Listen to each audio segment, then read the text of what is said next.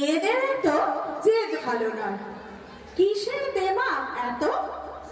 মেয়েরা একটু শান্তই ভালো, লক্ষ্মী দেবীর মতো। সব খাওয়া শেষ, কদিন পরে পরের বাড়ি যাবে। তখন এত নাক শীতকালে কি দিয়ে ভাত খাবি? পা ছড়িয়ে বসে খাচ্ছিস?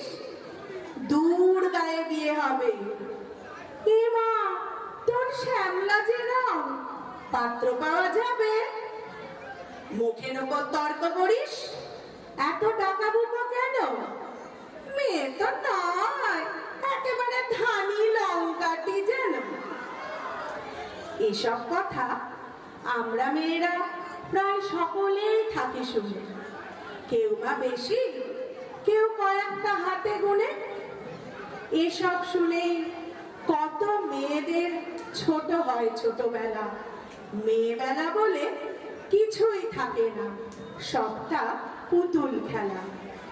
কেন গো সমাজ, কিসের জন্য এত এক চোখে দেখো? নারীর ও সরল ছেলেবেলা থাকে, সেসব হিসেব রাখো। কেন বলো তো? মেয়েরা ডান পিটে হলেই দৌড়ে দিয়ে রাখো তালা। তোমরা জানো না দেবী নারায়ণী লক্ষ্মী ও চঞ্চলা? তোমরাই তো বলো মা কালী নাকি আমিষে পরিতৃপ্তা। আমি কেন তবে সব খাওয়া শিখি, ডাল ভাত থেকে শুক্তা? কেন পারবো না তর্ক করতে, যদি সত্যি সঠিক জানি? তর্কশাস্ত্রে দেবী সরস্বতী স্বয়ং বিজয়িনী। ডাকা বুকা যদি না হতো দুর্গা, অসুর নিধন হতো। সাধারণ মেয়ে সাহসী হলে ধানি লঙ্কার মতো। অনেক হয়েছে। সারো হে সমান, ছাড়ো হে এক চোখমিটা ছাড়ো। শিশুদের মাঝে লিঙ্গ না দেখে ওদের শিশুই বিচার করো। সময় এসেছে মেয়েদের পায়ে বেরি করে দাও খোলা।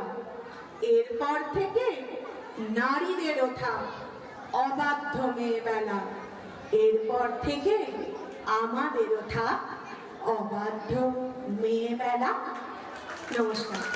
তাহলে আমরা কিন্তু লড়াই করবো, তাই তো? এটা ওটা সেটা কিচ্ছু শুনবো না, আমরা আমাদের সবকিছু ছিনিয়ে নেবো।